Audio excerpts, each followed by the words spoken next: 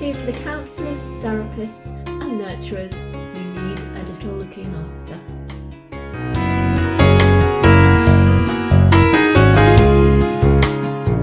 Today I am here with Susie Jameson. Susie is an accredited psychotherapist who is devoted to supporting therapists and other professionals through complaints and accusations, and knows firsthand how devastating these can be. Susie is committed to minimising the shame and fear around this highly emotive topic. I'm going to talk to Susie today about the impact the complaint about her had on her well-being and any recommendations she can make to other professionals should they face a complaint or worry about facing a complaint. And I'll also mention as well that Susie is just really passionate about counsellor and therapist well-being, which obviously at Counsellors Therapy Pot we are as well. So we're a good match today. So welcome, Susie. It's lovely to have you here. I really appreciate you taking the time to come and talk about this because it's just so important.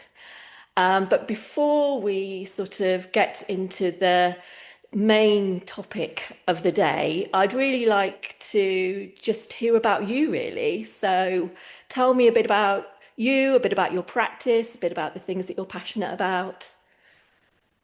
Oh, it's absolutely lovely to be here. Thank you so much for inviting me. I'm here to talk about something I'm really passionate about. However, we'll get on to that in a minute.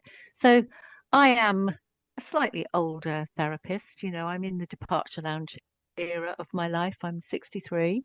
I don't feel it.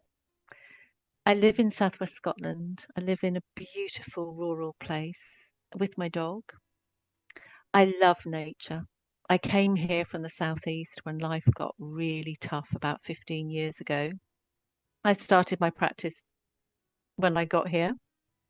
It took off like a rocket. And I've really settled into being back in my homeland. I have a very English accent, but I am actually Scottish. And the things that I love to do, I'm actually inherently lazy. I really quite like to be a bit of a sofa sloth of an evening. That must be an age thing. I never used to be like that. Um, I love walking in nature. I love swimming in cold water. In fact, I just love swimming. I absolutely love water. I'm about to do a 5 kilometre swim in the Scottish Loch. I'm swimming the whole length of a big loch near me, just because I want to. No other reason. I just want to. I love my dog. He has been a great source of support, particularly when I was going through the complaint. I mean, he really Mm. did. He was there, and I know that might be hard to understand if you're not a dog lover, but he really was there for me. I love yoga. I'm a yoga teacher and a body worker, and I love all things up there in the sky. I love watching, the stars, and when we have a clear night here, it's just beautiful. And where I live, I have such a huge vista. I can stand in the field at the end of my garden and literally feel like I could touch the stars. And I'm fascinated by astronomy and astrology, really, really fascinated by them. Um, and really, apart from that, typical chocolate lover, love food. Not very good at cooking it, but I'm quite happy to eat it. Um, and so, yeah, that kind of sort of sums me up, I suppose. I'm not a particularly exciting person, really. That was lovely, Susie. Thank you. And I definitely relate to a lot of what you're saying, actually. I love cold water swimming as well. And I'm in Oxford, so sadly I'm not close to the sea or any lochs or anything. But whenever I get the chance, I do. And it's lovely what you were saying about your dog as well. Our pets are just such um, uh, great companions, aren't they? Wonderful companion, and he really is. He gets me up every day. He's a Labrador. We live in the country near water, and if any Labrador owners are out there, you know exactly what I'm talking about. You have a mucky puppy all day, every day, and he loves to be outside. And yeah, there were times when I was going through the investigation that getting up in was really hard, but he was I can always imagine. there. I can imagine. So yes, thank goodness for our four-legged friends. Yes, And so moving on to that then, if that's okay, Susie. So would you be able to tell me, as much as you would like to about your experiences when you had the complaint made about you? absolutely. And my story is in the public domain. I mean, it's in a number of places. I've been on a few podcasts. I have an Instagram page. I've written for the BACP's private practice journal, and I presented at the BACP private practice last year, 2024. So I don't know that my story is particularly different from other people's. I think a complaint has its own context. It's a client's perspective of an experience that they had with a therapist,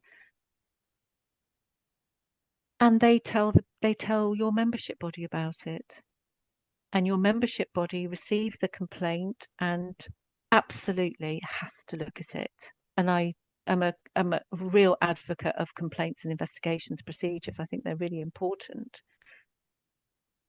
but they take a lot of time.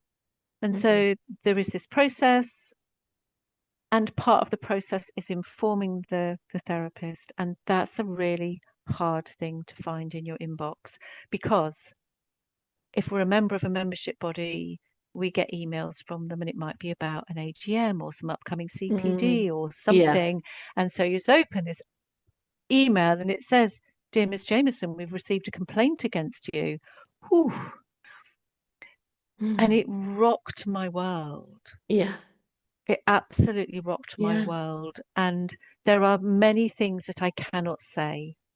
So I'm just going to stick with what I can, and I will leave the Mm. audience to read between the lines and imagine what it might be like.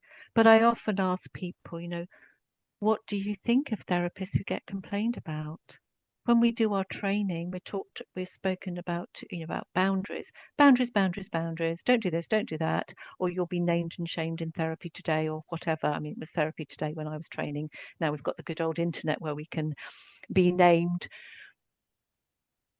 but then the complaints are not that straightforward. Of course not. And I think when we're training, it is easy to assume that the reason there's a complaint is because the therapist has done wrong, like really done wrong. And in a huge proportion of cases, that's not true. Mm. Yeah.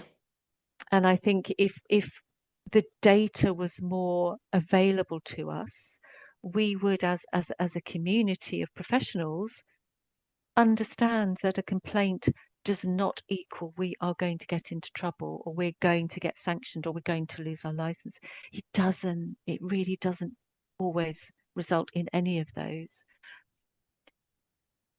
And so you look at this email, it's woo, it was a huge shock. I'm I going to can't even keep the imagine. story as quick as I can, because I could talk about this for a whole week and still have much more to say. And then attached to the complaint, or the complaint notification, is the fully worded complaint and who it's from. So you see every single word that this human being has said about you. And that's hard to read. Yeah. Some of us have long-term relationships with our clients. Some clients complain after just a few sessions, some complain about one.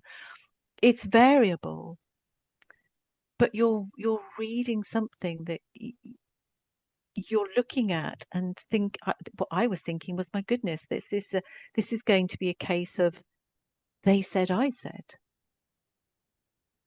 Nobody witnesses our work. Nobody's sitting in the corner scribing for us. I don't record my Zoom um, sessions. So it is oh gosh, I, I didn't do that. I didn't say that. Mm. And instantly assumed I wouldn't be believed. instantly assumed I wouldn't Right. be believed. Mm. That's interesting. What do you think the reason for that is? Well, on a personal note, I mean, I'm not very good at getting things wrong, an Mm, ADHD, the rejection sensitive dysphoria and all of those things compounded, um, a fear of not being believed. mm, Because if you are accused of saying something or doing something against which there are no witnesses, well, of course, you could just say, well, I didn't do it. I didn't say that. But an investigation has to happen. yeah.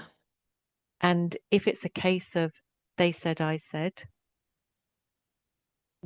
where does the line of probability and doubt or certainty that it did happen or didn't happen, where does that line lie? It's very grey. And until we are faced with a complaint, we don't really make it our business to look at the actual complaints procedure and the investigation Mm, procedure.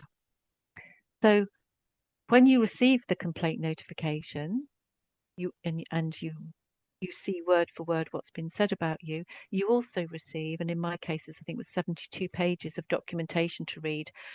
And that's hard to read when your brain has just gone into an acute emotional state and you've got all this stuff to read that you didn't understand. I come from a procedure governance background in my corporate career, and I really struggled to understand it all. In hindsight, I've managed to do that, but at the time, it was really hard. So the thing that we must all do when this happens to us, call your insurance company. Usually, most insurance companies will give you 30 days, but call your insurance company, call your supervisor, and if you have a therapist, call your therapist, get booked in if you can wait to your next session, all well and good. If you don't have a therapist, I'm here. I mm, yeah. work with I work with a lot of therapists anyway, but certainly ones that have been complained about. When I was looking for a therapist to help to support me, I couldn't find one. And Mm, I honestly looked from one end of the country to the other. I started down in Cornwall and I ended up in Aberdeen. No disrespect to anybody in all the major cities, but it was just so difficult to be heard and accepted. I yes. don't know what the reason is. Maybe they thought they might get pulled into the drama, or I Mm, might be using them to prove a point or something. I just wanted someone to talk to. of And course. it was really hard. So, once I sort of came through this, I thought, gosh, there's such a need for people in my position to have somewhere to go. And that's why I, rebranded part of my business to the Yeah. complaints counsellor. Yeah. Um, and then what happens is you're invited, once you've been notified, you're invited to respond. You don't have to, but here's the thing: it, it, it, if you've got lots of accusations, and I had a lot of accusations, um, you can either say, no, none of that happened, one sentence, or you can put in a very comprehensive response. And mine was very comprehensive because I answered to every single component of the complaint. And I ended up, and this was my condensed version that was sent in, 10,000 words. Mm, 38 yeah. page document. It's huge, absolutely huge. And it took me about 150 hours to put that together. Gosh. I was really fortunate and unfortunate. Fortunate that I'd taken some time off because I was about to do a marketing course. That got completely kiboshed. I didn't get my money back on that. It was a beta version. It was an amazing course and I didn't pay much for it, but still not the point. I didn't get to do it. Mm, So I used the time that I wasn't working to put my response together. And I had a real panic just before I put it in because when a person complains, they sign a waiver to say that they agree that they're relinquishing their rights to full confidentiality and that what is relevant may be shared. And I suddenly panicked the night before my deadline. I thought, well, who gets to decide what's relevant? Relevant's such a subjective word. I might think something's relevant, but the complainant might not. The BACP might not. And I got myself into such a tailspin, I reduced it down. And that's why I reduced it down to the 38 pages. And you send it off and you just hope that somebody will read it and go, oh, right, okay, well, there's no case to answer here then. Case closed and we can Yeah. all move on. Yeah. But that's not what happened. The next stage is a threshold test. And the threshold test is I found it really confusing to wrap my head around it. Essentially, at that point, it doesn't feel like your response is taken into consideration. It's just there in the wings waiting to be referred to. The threshold test takes the complaint and says, okay, if this complaint after investigation turns out to be true, and it's a breach of the ethical framework, and it's a breach of professional standards, and possibly even some legal stuff in there as well. I mean, mine wasn't a legal one. Then it passes the threshold test. And it's one of those tests that you pass and it's got bad news rather than good news. So it then goes on to an investigation, and that's done by an independent committee. They're held frequently throughout the year. It feels like they're not, but there's a high volume of complaints, and I'll talk a bit about numbers in a moment. And so this committee meets and we'll read the complaint and we'll read your preliminary response. And they again address well, if this turns out to be true and it's a breach of ethics and professional standards, then our job as a committee is to say what those allegations might be. So the next thing that pops out is allegations. And they're hard to read. I had 4 allegations made against me. And I looked at them and I just thought, oh, hold on a minute. Hardly any of this is actually about what the complainant originally complained about. One of them was, but the other 3 weren't. They were related, but they weren't specifically about the complaint. Right. And so, oh my gosh, I'll be honest, I was flipping furious. I I'm felt not like I hadn't been surprised. believed at that point. Yeah. So, because essentially the next stage would be a hearing. If you go through the committee and they come out with allegations, you're going to go to a hearing. There are lots of other ifs, buts, and maybes, but like I say, we'd be talking for a week if I talked about those. Now, when I was waiting for the first committee, the complaint came in at month 1.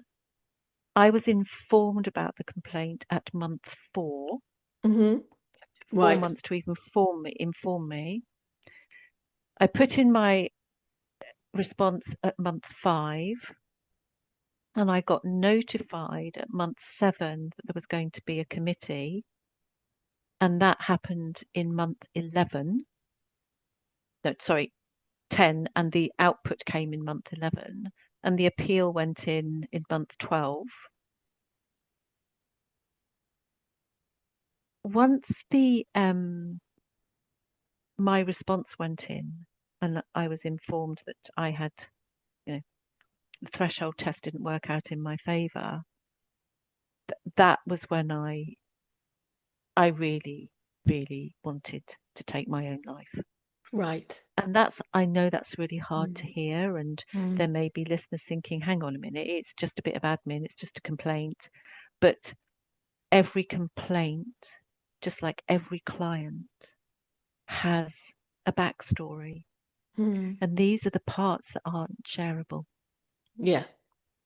Yeah. So again, I will Key. leave listeners to, I just invite you all to think about why that might have been. Mm. So as Yeah. we fast forward again and catapult ourselves into, sort of the end of the first year, and we're starting year 2 now, um, the waiting was so agonizing for me, and I was so fearful for a number of reasons. Um, and I do speak a little bit more openly about this in the private practice journal. I then came up with my suicide plan. Okay. I was going to do it. Yeah. And it feels like a million miles away now because, we're going back 4 years. Um, but fortunately, I have some very good friends and I was able to share this with them. And I didn't, I chose to live. And then, we catapult into, year 2, and a whole flurry of different things happened. And ultimately, the hearing got cancelled.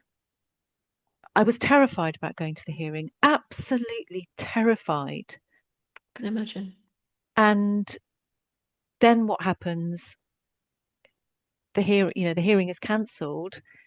My solicitor and I were still waiting for some information from my membership body. We'd put in a subject access request, I think in month 10, no, month 11, we put in a subject access request. And we're many months, many months forward. And we chased it. And then came notification that we couldn't have it. Mm. Now, as a bit of the backstory, I had been to the ethics helpline with my membership body 4 times in 2 weeks over this particular situation. And those discussions were absolutely key to my defense. So the subject access request for my particular case was really important, but it never came. Mm. Um, and so what happened then, the hearings cancelled, and I don't know what month we'd be in by then, 15, 16, month 16, I think, 15. And then a decision was made that, well, actually, it's got to go back to another committee. So we'd gone back to where we'd come from month 10, 11. Mm. Oof.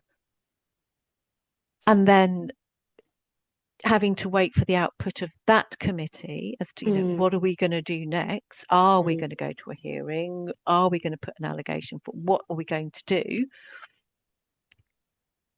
I knew that just in terms of the timing, I'd be turning 60 when the results would be coming out literally within days.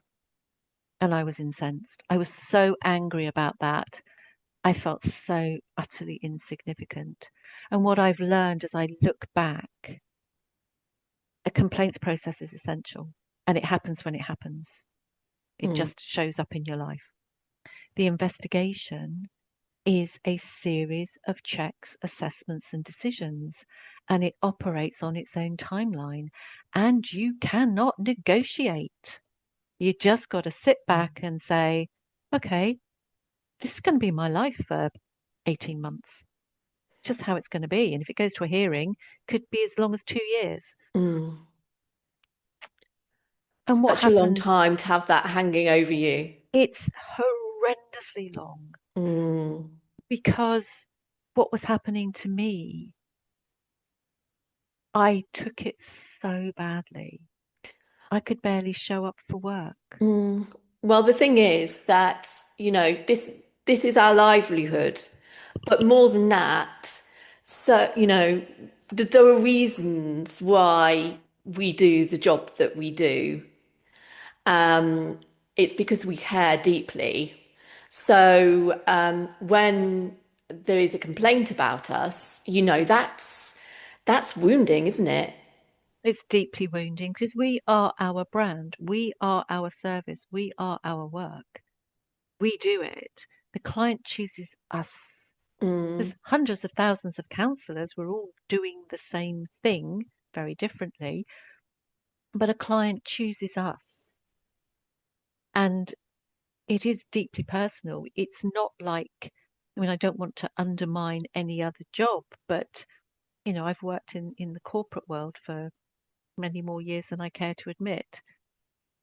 A complaint or a grievance is dealt with very, very different. I mean, it still hurts, don't get me wrong, because Mm. I was on the not necessarily the receiving end, but performance managing people. That was part of my job in management, and I know how those things can turn. You put somebody on performance management, and then they turn it on you, and you end up getting investigated.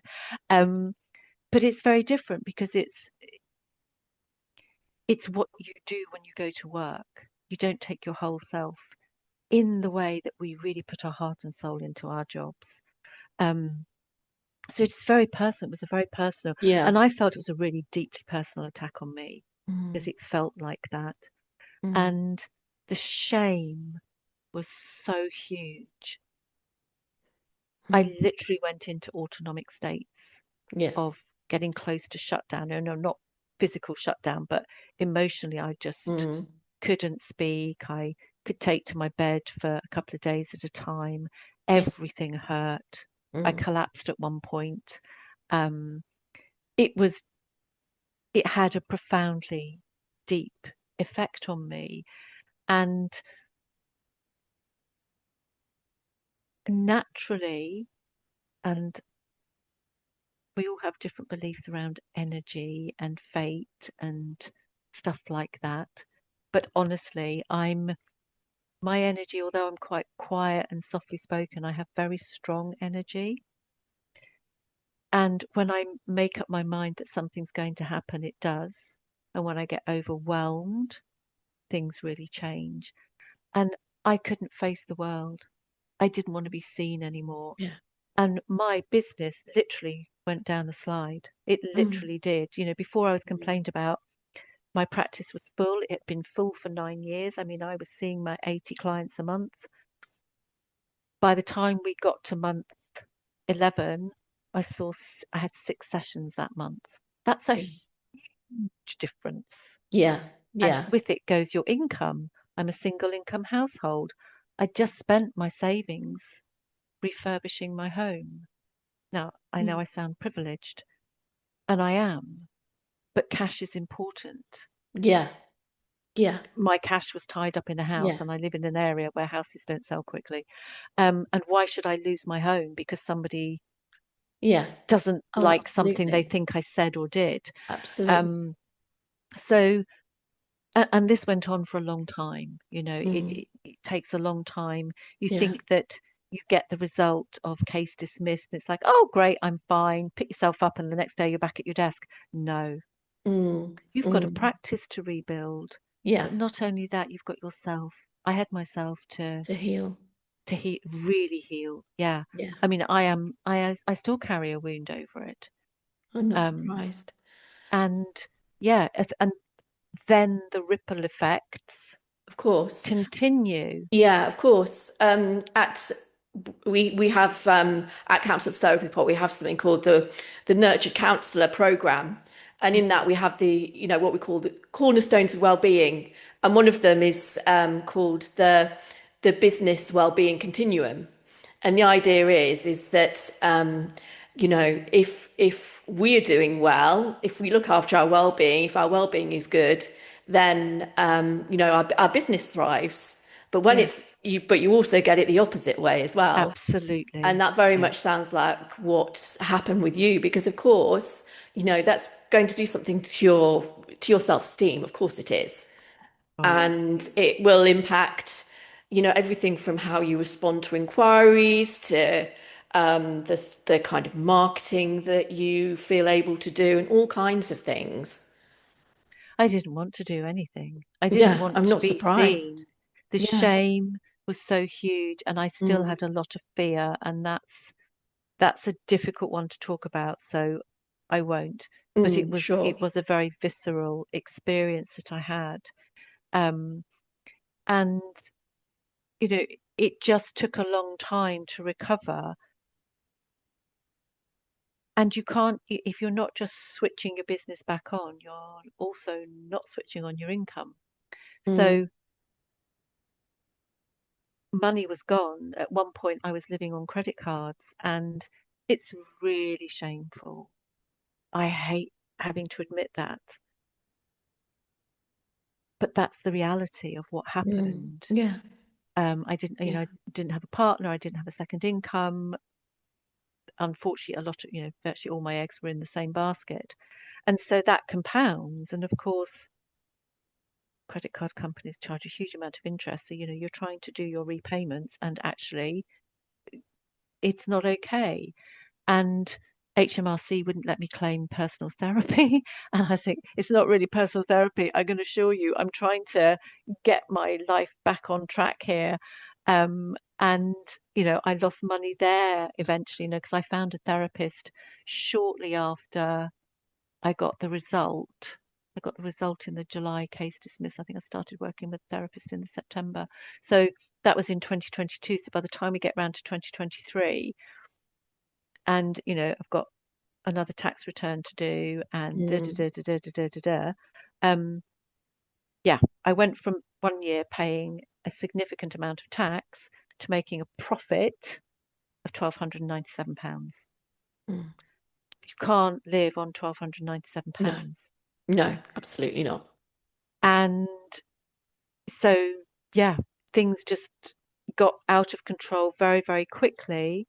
Um, and I just found myself that because I wasn't earning very much and I was in debt, that algorithm, if you owe more than a year's salary, technically you're bordering on bankruptcy. And I just could not let this complaint affect my life anymore. I just couldn't No. do it. So that's when that really horrendous conversation with my mum happened, and we decided that we would sell family heirlooms. And I have still ringless fingers. And it's really painful, and the shame, I feel vile that that's what showed up in my life. And Yeah. I look at my nieces and thinking they're not going to inherit the stuff that I would have inherited, that I would have then left to them, because it's been sold to strangers. And that, I think, is the worst part, the The ripple absolute effects are worst. just huge, aren't they? They are huge, and Yeah. they just kept coming. Mm. And the once I'd paid off these credit card bills, and I set myself a target. I don't quite know how I did it, but I set myself a target. I paid my year's salary in 7 months and still lived. So I'm not quite sure how I managed it, but I just pulled all the strings I possibly could. Yeah. And then when I told my mum, that was the beginning of her end. She'd kept herself going to see me through this time in my life that she knew was just had broke me. And within weeks she died. And when I speak about this to people, and especially if there's an audience, people cry. I can sometimes get through it without crying, but other times I can't. And Yeah. fortunately today I can. But it has a profound impact, and I can put my hand on my heart and honestly say that my story is by no means the worst, Mm. because this is Okay. not about a complaint. Complaints will always happen.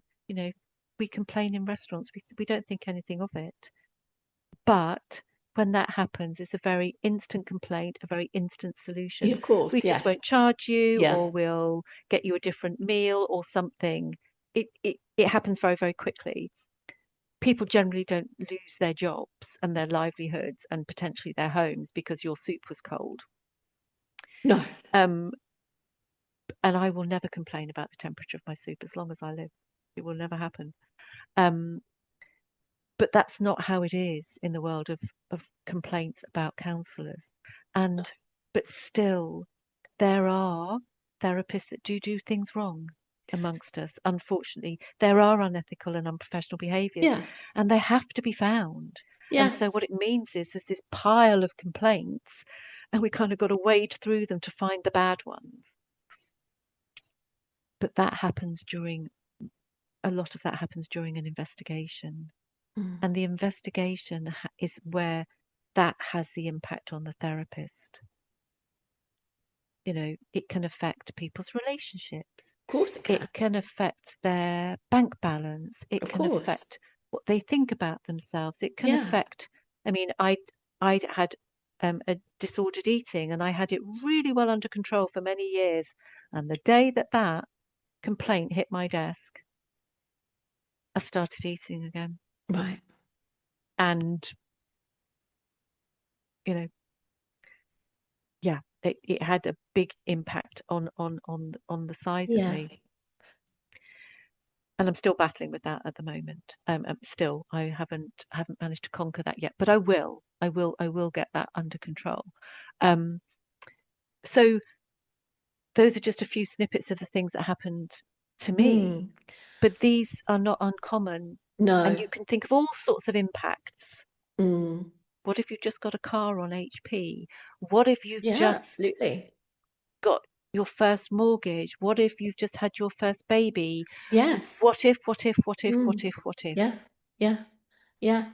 What if your partner gets made redundant? What if, there's all Yes, kinds of things, aren't there? yes, yeah, And of course, this is if, thinking about it as well, it's in the backdrop of things like the cost of living yes, skyrocketing and yes, all of those kind of things that which also has an impact.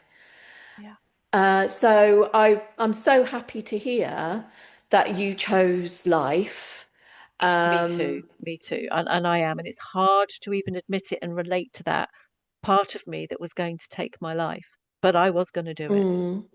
And I'm so glad that it sounds like you had some great support, including from Yes, your dog, yes, which is wonderful. Can you say a bit more about the support that you had? yes. So, as I alluded to earlier, finding a therapist during all this it just turned out to be so difficult. But I'm really fortunate that I have an amazing supervisor. And also really fortunate that she had experience of knowing other people who'd been through complaints. And I was put in touch with one of them who turned out to be a really good sense of support. Just a couple of conversations with them, I felt like I was not alone. Mm, And my supervisor just coped so well. amazing. I had a lot of extra supervision Mm, and I probably cried for a year. mm, I still sometimes cry about the complaint if it touches me in a way that catches me it surprises me. Um, she has been incredible. Um, my older brother actually was a really good source of support for me because he is a mental health advocate. And I spoke to him about the processes, and he said, look, it's a process. That's mm, all it is. It's just a process. There has to be a complaints process because that's fair. There has to be an investigation because that's also fair. And the chances are nothing's going to happen. I said, but you don't know. You don't know. You don't know what's been said about me. And he said, look, you will not have done anything that is worthy of you being punished, sanctioned, whatever words we want to use. And when I finally was able to say to him, oh, my case was dismissed, he's like, I told you it would be, you know, but he's not emotional like me. mm, He's he's different. We always joke that I got all the family's emotion, which is why I do the job I do. mm, exactly. But the things that held me, because this was, still in the early stages of lockdown when this Mm, happened. Um, yeah, I was already doing daily practice with my yoga. I took up swimming um, during the investigation and I found it so profoundly therapeutic.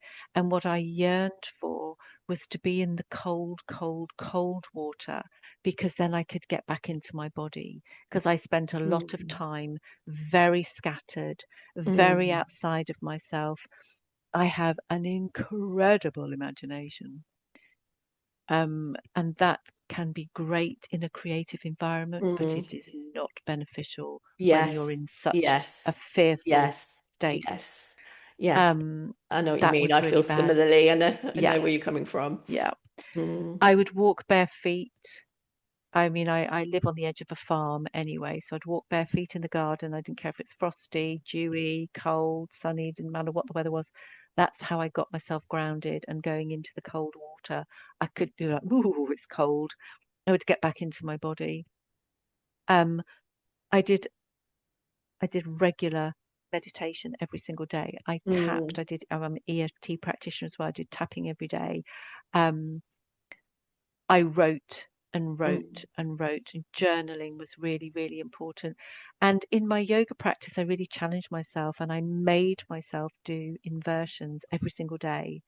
And Wow. doing inversion because I'm scared of going upside down and I live alone. So it was really helping me face the fears. Yeah, that makes And I sense. videoed. In fact, I quite often did them live on Facebook, just in case anybody might be watching if I fell over, kind of thing. But yes, I did all of that, and it really helped. But it Yeah, doesn't make the complaint or the yeah. investigation or the fear go away, because you're dealing with a No. maintaining cause. You're managing it, but it's really hard to Mm, recover when you've yeah. got a maintaining cause that you're Mm, completely out of control with running mm. through your life. One of the other cornerstones in the program is stability. And what that's about is, having the stability there in your routines and rituals and things of daily life, so that when these things come along, we're more able to cope with them. And that's just so important generally in our role as a counsellor, because we all have good days, bad days, bad weeks, really difficult client things coming up and dilemmas and all the rest of it. We have to, have this stability so that we can cope with these things as and when they come up. What recommendations do you have for professionals, either who might be facing a complaint at the moment, or people as well who would like to, because part of the stability cornerstone is about sort of being prepared for things as well. Hmm. And nobody wants to think, oh, well, I might have a complaint about me. But, we live in the world that we live in. And I'm not saying we should dwell on the possibility, but to at least kind of think about it. What recommendations do you have for therapists and other professionals? I would always say, okay, so here's the tricksy bit. Mm, Our notes are really important because they form part of our defense. So our client notes and the notes that we have from supervision. Now, legally, we don't have to take notes, and many therapists don't. I often see this on Facebook groups where I don't take notes, and I just take my hat off to people to be able to remember session to session to session, what they're working through with their clients. But two things: check with your insurance company whether you are required to take notes or not, because some of them will require us to take notes. But also, if a complaint does come in, you will be asked why you haven't got notes. So while and that jars, that we are not legally required to, but if we don't, we might be questioned why we don't. And that feels a bit unfair. And of course, if a complaint does come in, your notes are incredibly important, particularly if something did happen a number of years before the complaint came in, because clients have 3 years from the date of the event to put the complaint into the membership bodies. And if they take up a private legal case, they have 7 years. Mm. So can you remember what you said to a client whose name you can't remember from 7 years ago? Probably not. So that's why our notes are important. That's why we're required to keep them. But so that's one thing I would always say. Make sure you have a really good relationship with your supervisor. If you're not happy with your supervisor, for whatever reason, you are perfectly entitled to look around for Mm. another supervisor.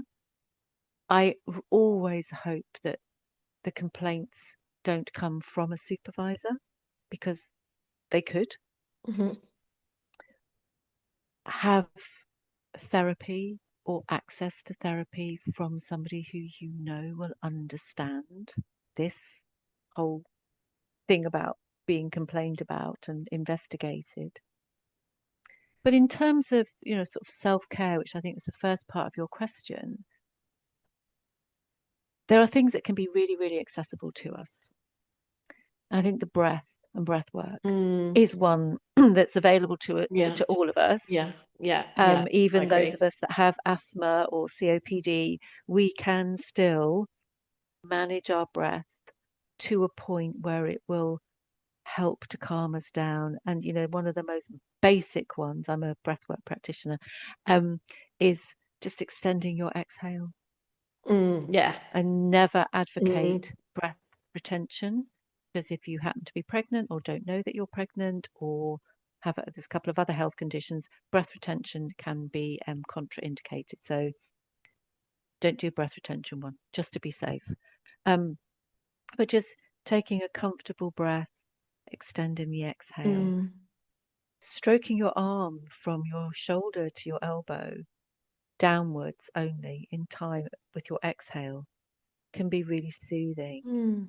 And it's nice if you can cope with being touched. Not everybody likes to be touched, so this would only be for people who seek comfort from touch. If you're lucky enough to have an understanding partner, ask them to maybe stroke your head or just give you gentle massage around the back of your neck and your shoulders, because a couple of our sort of upper back and neck muscles, our secondary muscles of breathing, and they get very, very tight when we're tense. And we can all do with a bit of a massage around our necks and shoulders. I mean, we carry a lot in those places, and they're profoundly difficult to massage in yourself. Um, a couple of yoga postures. Child's pose is a really good one. Now, not everybody can lie on their own thighs, as it were, and put their head on the floor. But you could do a simulation of child's pose on a desk, Mm. pop your forehead onto a pillow. Because when we're in that sort of closed position, we can become introspective. We Yeah. go inside of ourselves. We can listen and feel Mm. into our own breathing. Mm. Um, what else might be good? Something like putting your fingertips in the center of your forehead, just above your nose, and inhale. And as you breathe out, you just gently Mm. pull the skin across your forehead. You're not pulling it as such, just into those dips around the temples, massaging around the temples, hand on heart, doing some breathing, B breath where you inhale and you go mm, on the exhale. That's very calming because Mm. anything that vibrates around your neck Yes. Yeah. helps Yeah. calm through the vagus nerve, which can be really calming. Um, so there's lots of things I think that we can do, and I engage in a lot of self-care Yeah. every Yeah. single day, Yeah. and it Um, kept me going. mm, yes, no, I'm sure. I absolutely believe that. So important, isn't it? And what would you say to somebody who is facing a complaint at the moment? I would say to them, contact your insurance company, Hmm. tell them what's happened. If the insurance company just says, send over the notes, we'll take a look at it, don't do that. Don't do that. Go to the ICO and ask for some guidance, because you will need the client's approval to share notes. So I never sent my notes anywhere. I was asked to by the insurance company, and I was told by my membership body that I could share what I wanted to. Mm. I shared snippets of my notes Yeah. that were relevant. Yeah. Insurance is important. Mm. Yes, absolutely. And in terms of getting through it, what would you say to them? In terms of getting through it, okay, be prepared. It's going to take a long time. Hmm. It could take anything from 6 to 24 months, probably somewhere in the middle of those 2 points. Get your paperwork sorted, get as much as you can into that in order, as it were, so that you know the course of events. Work closely with your supervisor, dig out your supervision notes. Did you go to the ethics department in your membership body, pull out anything relevant, and make sure that you know what your facts, what your data is, because this is about Mm. facts. And for yourself, make sure that you've got therapeutic support. Yeah. And lots of people have lots of therapists have therapists. So that's great. Work with your therapist. If you feel that you want to come and talk to me, you can come to me for one session. You can come to me for 100. I don't tie people into contracts in that way. You can drop in and out with me when you get the next stage Mm. of Yeah. your investigation, depending on how you're Yeah. feeling.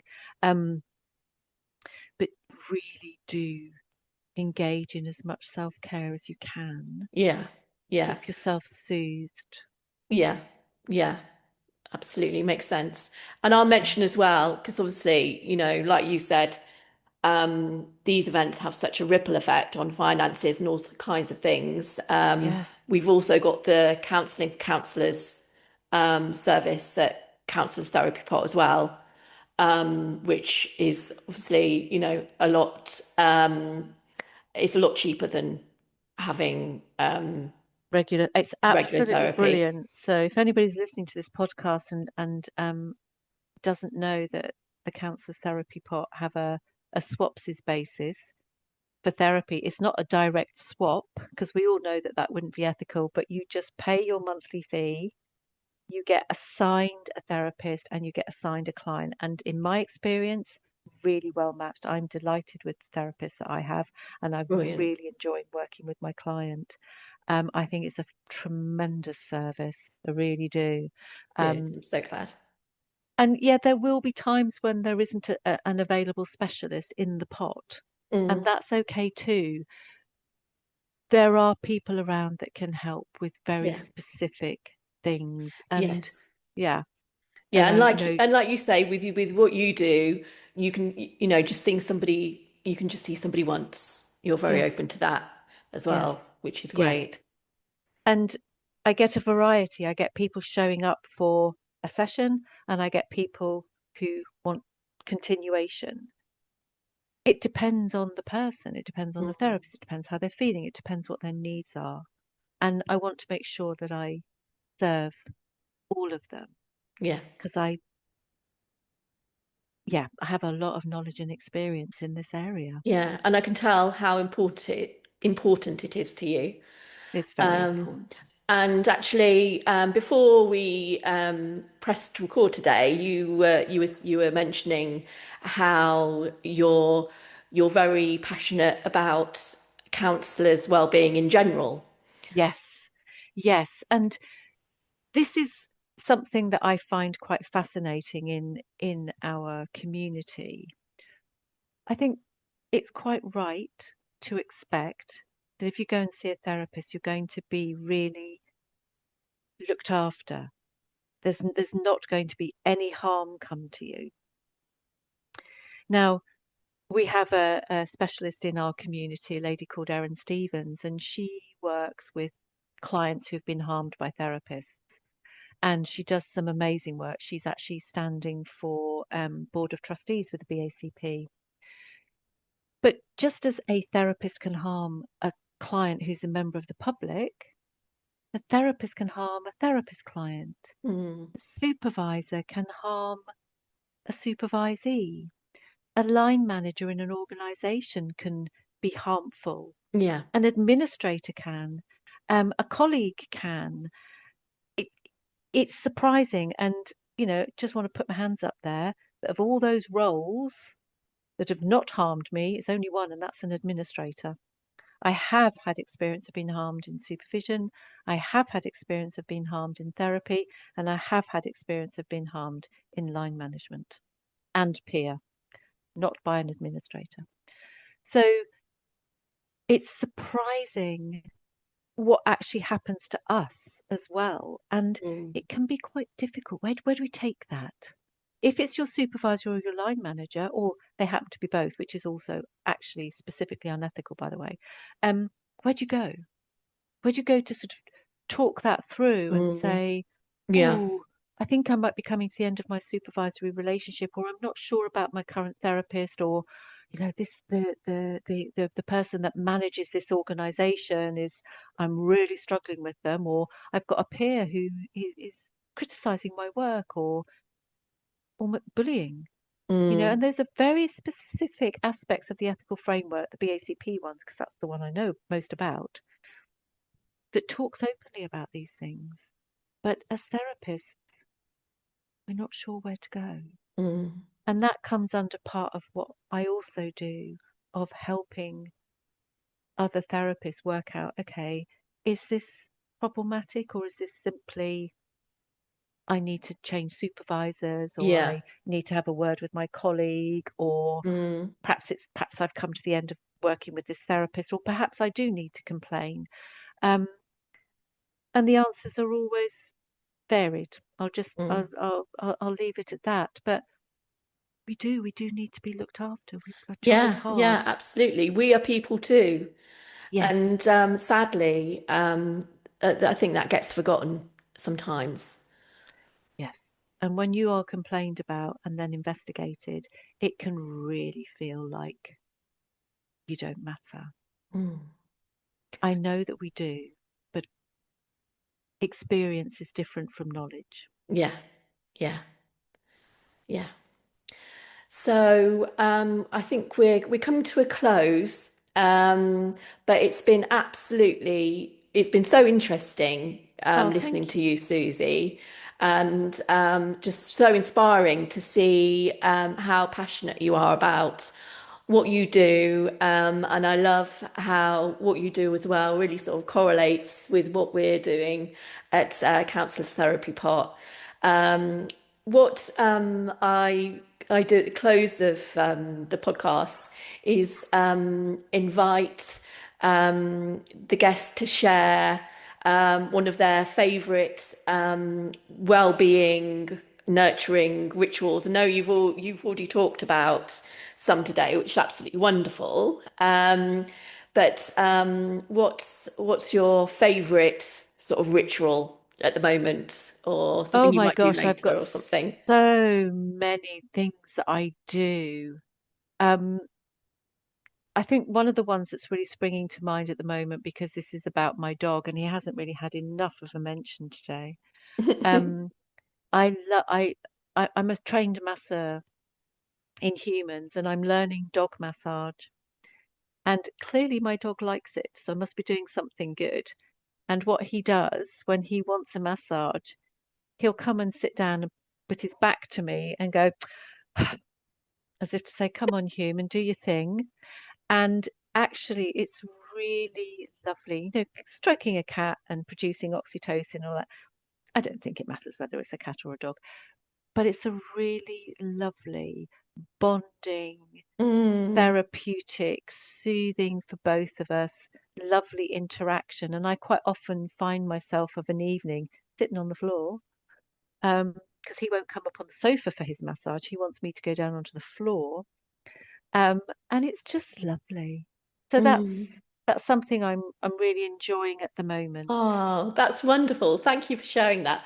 I love that from the point of view of, we've talked about how great dogs are for our well-being. Yes. We're talking about, oh, nurturers need nurturing too. Well, dogs need nurturing too as well, don't they? I Yes. love that Oh, symmetry yes. there. Yes. And we're very happy, those of us that are dog lovers or pet lovers, we're very happy to nurture and soothe our pet, but we also need to nurture and soothe ourselves, particularly when things get tough at work. Yes, yes, absolutely, absolutely. I couldn't agree more, Susie. Thank you so much. It's been a pleasure. Thank you. And I wish you all the best with everything, but I'm sure I'll Thank speak to you you. again at some point soon. I do hope so. I do hope so. I Um, do love your business model. I love what you do, and I think you're providing a really much needed service for therapists to have a really cost effective way of getting therapy for themselves, particularly at the moment since HMRC say no, you can't claim that. yeah, I'm going to be challenging that, by the way. I think it's time we need yes. to challenge that. Yes, absolutely. And we'll join with you on that Yeah, because, I couldn't agree more, especially in your kind of circumstances. It's shocking that you yeah. weren't able to claim that really. I don't think that's right at all. No, it's not. And if you think about it, people get, counselling through work when they go through trauma through work. So why can't we claim for our counselling? It doesn't make any sense. It doesn't make sense, but the reason is if you run a limited company, you are allowed to provide well-being services to your employees. Now, you might be the only employee in your company, but that's how some therapists get to claim it. And this is the thing. We are required to be well and fit to practice. So therefore, Mm, it is a requirement for us. yeah. And sometimes that necessitates going to therapy, particularly for the stuff that shows up in our work. So why does the status of our business make any difference? Because it's purely a financial status of business, limited company, Mm, sole trader. I'm sorry, but or corporate, you can get it through corporate because you would be an employee. The sole trader should not be excluded from claiming or having a benefit of something that is necessary for them to run their business. mm, So it's in the name, it's in the personal therapy. It just needs to be renamed. yeah. That's all it needs. Yeah. And I have plans to talk to dear BACP. I haven't spoken to you about it yet, but I'm coming to Wonderful. talk about it. Yeah. Wonderful. We need people like you, Susie. That sounds great. So watch this space then. Yes, I hope so. I jolly hope so. Yes. Yeah. Take care, Susie. Thank you. Bye.